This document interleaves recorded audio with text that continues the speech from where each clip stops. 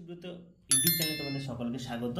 প্রিয় ছাত্রছাত্রীরা, learning with Subrata তোমাদের যে চ্যানেলটা সমস্ত সাবজেক্টে সলিউশন করে দিচ্ছে, তো তোমরা ঝটপট ওখান থেকেই করে নাও এবং পরীক্ষার সামনে তাড়াতাড়ি এগো।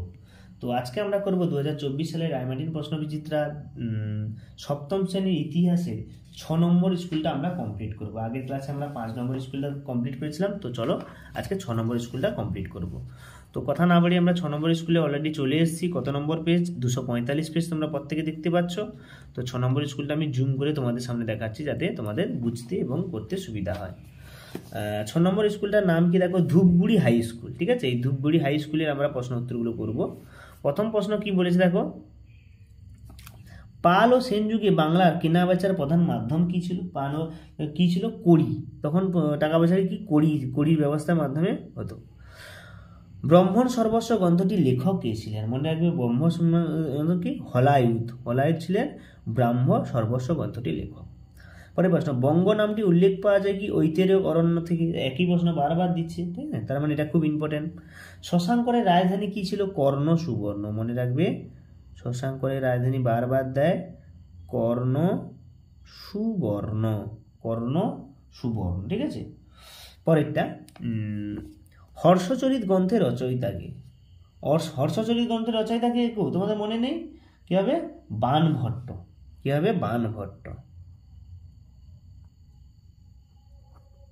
বাণভট্ট ছিলেন হর্ষচরিত গ্রন্থের রচয়িতা এবং তিনি ছিলেন রাজা হর্ষবর্ধনের সভাকবি। হর্ষবর্ধনের সভাকবি ছিলেন বাণভট্ট। পরে দেখে তিনেরগুলো বলে, তিনেরটা বলেছে দেখো, তিনের দেখে একটা কি বলে, শশাঙ্করের মানে বাংলা আর্থিক অবস্থা কেমন ছিল দেখো। শশাঙ্করের সময় যে আর্থিক অবস্থা অর্থনীতি নির্ভরশীল হয়ে পড়ে, বাণিজ্য গুরুত্ব কমে গিয়েছিল, সমাজের স্থানীয় বা প্রধান মহত্বদের গুরুত্ব বেড়ে গিয়েছিল, তাই না? তিন থেকে দুইটা দেখো, ত্রিশক্তি সংগ্রাম কাকে বলে? আমরা জানি তিনটে বংশ, পাল রাজা পশ্চিম ভারতের গুর্জর প্রতিহার বংশ, দক্ষিণ ভারতের রাষ্ট্রকূট এবং পাল রাজা প্রভৃতি, এদের মধ্যে যে সংগ্রাম হয়েছে তাকে ত্রিশক্তি সংগ্রাম বলে। ঠিক আছে, বিক্রম সিং মহাবীর সম্বন্ধে আমরা দেখো, পঠন পাঠন, শিক্ষক ছাত্র কেমন ছিল, পতন, তুর্কি আক্রমণ করে মহাবীর আক্রমণ ধ্বংস করে দেন। খলিফা ও খিলাফত বলতে কিছু, খলিফা কি না, হযরত মুহাম্মদ মৃত্যুর পর তার প্রধান 4 সঙ্গী একে একে মুসলমান নেতা নির্বাচিত হয়, এদেরকে খলিফা বলা হয়। আরবি ভাষায় খলিফা শব্দের অর্থ প্রতিনিধি বা উত্তরাধিকার। খিলাফত কি? ইসলাম ধর্মের ক্ষমতা ও যেসব অঞ্চলে ছড়িয়ে পড়ে তাকে বলে দারুল ইসলাম। খলিফা হলেন দারুল ইসলামের প্রধান নেতা। খলিফার এই অধিকারের এলাকাকে বলা হয় খিলাফত।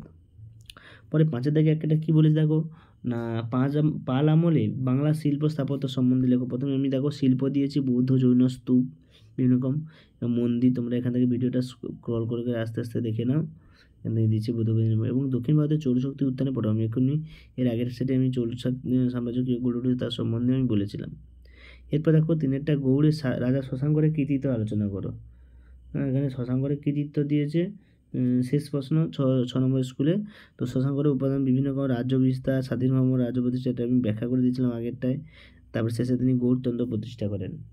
তো আমরা ইতিমধ্যে 6 নম্বর স্কুলটা কমপ্লিট করলাম। তো আগের ক্লাসে আমরা 7 নম্বর স্কুলটা করবো। সকলকে ধন্যবাদ। ভালো লাগলে ভিডিওটা লাইক করো, শেয়ার করো এবং যারা চ্যানেল নতুন সাবস্ক্রাইব করো। সবাই ভালো থাকবে।